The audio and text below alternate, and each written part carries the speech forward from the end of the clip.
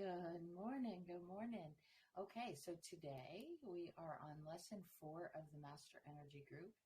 Master Energy course. And as we talked yesterday, we are going to jump right in and start with shadow work. And yesterday we went over the introduction to your energetic self. We talked about your energy centers. We talked about how they're associated with your physical body, how they facilitate in keeping you healthy, and where you're supposed to be in homeostasis.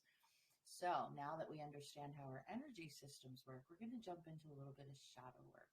And working with the shadows, knowing your own darkness is the best method for dealing with the darknesses of other people. Who would have thought, right? But once you get yourself right, you're in a position to help other people. And we do that by looking at our own darknesses, our own shadows. That's why they call it shadow work, because the shadow is usually dark. So they call it shadow work because it's the darker spaces. But that doesn't necessarily have to mean that they're scary or that they're bad. They're just parts of us that no longer serve us, that we just need to work through. And that's basically what shadow work is.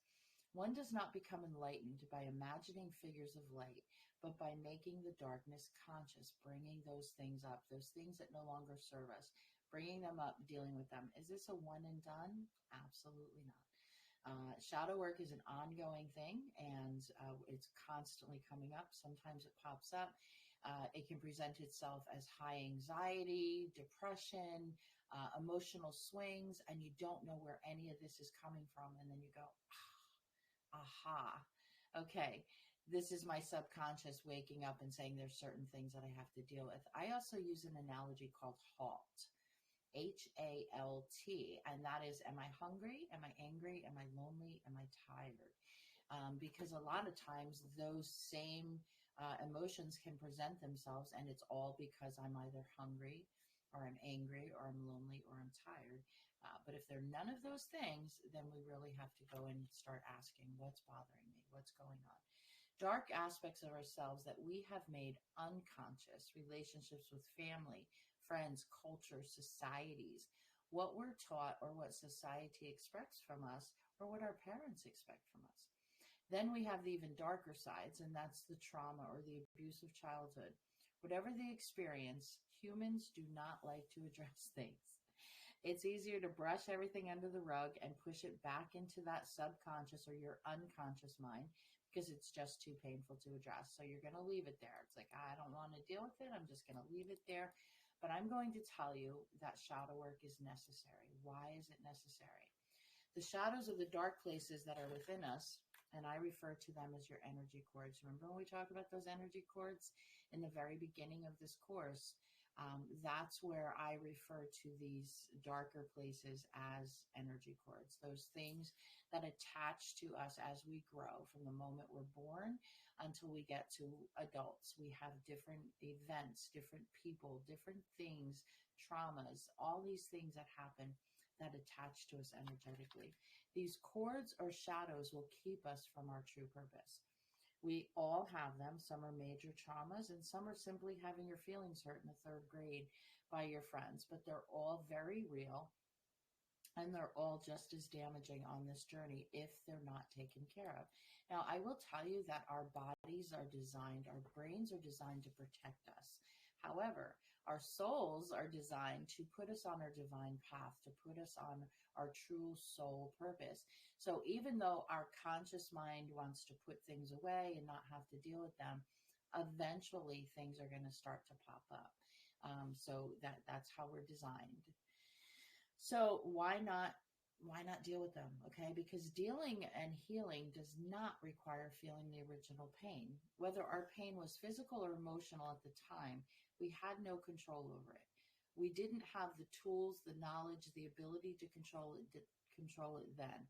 Now, there are certain things that happen to us in our life that we did have control over, bad choices that we made, things that we probably could have handled differently than the way that we did.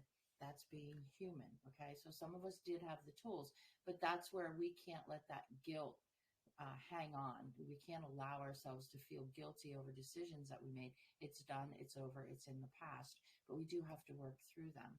Some of us stay in what I call victimhood because it's comfortable there. It's easier to stay the victim than it is to do the necessary work to blast out of it.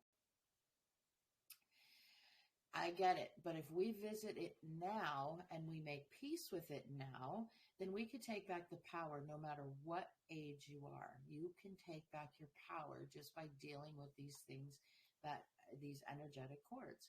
It can be painful during shadow work, but it's also like getting a splinter out or giving birth. The rewards are so much bigger.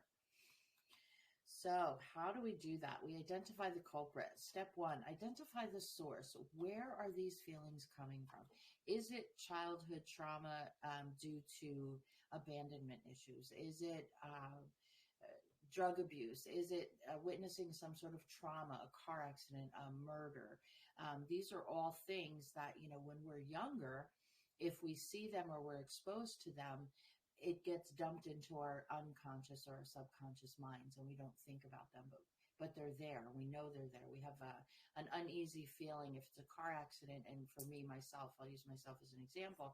I get extremely bad road rage, and I couldn't understand why. Like, when I'm just driving down the road, why am I getting so angry? And I identified it as fear. And the fear was, I did EMS for 15 years. I saw what happened to people when they got in car accidents. So I was able to identify the source and to identify it as fear. Has that stopped my road rage? No, but at least I can identify it now. And I joke about it, but I am now able to pull myself back. So when I feel that happening or somebody cuts me off, instead of chasing them down, now I just like, okay, I'm good. And I just kind of let them go, and I do some breath work with it, and we keep going. But understanding that your soul speaks to you, not logically, like we're having a conversation here, but in symbols. The answers are going to come in divine time, not ours. Remember, because that's important, our human side wants instant gratification. Our spiritual side knows better. So we've identified the culprit. There's also another exercise that one can do, and you can do this during meditation. You can do this as when you first wake up in the morning. You can do this when you're doing your shadow work, and it's called the Ho'oponopono. Ho'oponopono. And it's an ancient Hawaiian practice that combines love, forgiveness, repentance, and gratitude in 4 powerful phrases. When said reflecting to yourself, that's it. 4 simple phrases that can help heal your soul. And here they are. Number 1, I'm sorry. Number 2, please forgive me. Number 3, I thank you. And number 4, I love you. You are validating your soul. You are becoming one with the inner you, that inner child that they talk about in therapy. Using the Ho'oponopono is a way of doing that, of addressing that inner child. Quick and fast track, Ho'oponopono, how and why. The how.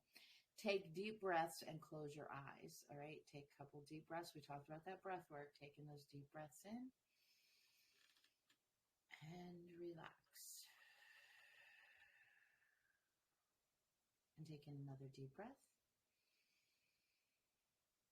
and relax. Now you envision yourself or the person that created the pain in your life. Really see them. Now, again, if it's your inner child, if it's you, or if it's someone else or something else, envision them. Envision that standing in front of you. Feel the pain as if that, and imagine as if it were real. Now, remember, feeling that pain doesn't mean you have to physically feel the pain. Just identify it. Know that this energy is different. The energy that you're feeling in this moment is different. It's denser. It's heavier. It's not as light. And then say, I love you. I'm sorry. Please forgive me. Thank you. And say each one with absolute conviction: true love, true apology, true forgiveness, and true gratitude. It will take multiple times saying it. It's like a mantra.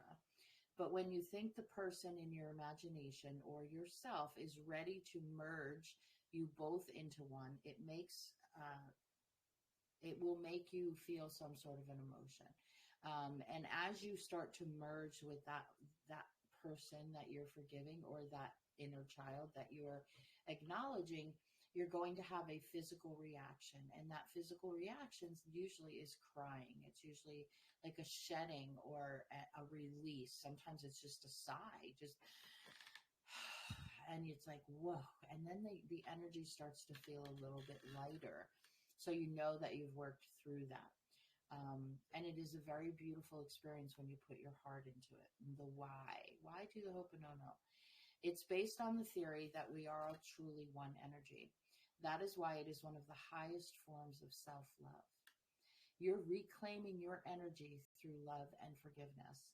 What a gift that is. It is believed that when you connect in this realm, you're actually connecting with a piece of the universal soul. That means that you're truly saying these phrases to your own soul and or the person you have imagined. Think of that when you are saying the Ho'oponopono. Yeah. Ho'oponopono. That's how you say it. But it is a Hawaiian exercise. So doing shadow work, always adapt an attitude of gratitude. Be grateful for the fact that you are able to identify these energetic cords. You're able to identify the things that no longer serve you, and show the attitude of gratitude. Visualize living your dreams with feeling. So if there's something that you want to accomplish, something that you really want to fulfill, visualize it happening. Remember, our thoughts create our reality. Very important concept. Clean up your clutter, not just around you, not just the clutter around you, but the clutter in your mind. Clear it up. Get rid of anything that no longer serves you. Physically prepare your dreams to arrive. So if that means that, for instance, I want to lose weight, I'm going to go out and I'm going to buy those jeans that are a size smaller. So because I'm going to visualize myself getting into those jeans, I'm going to physically prepare for this dream to become a reality.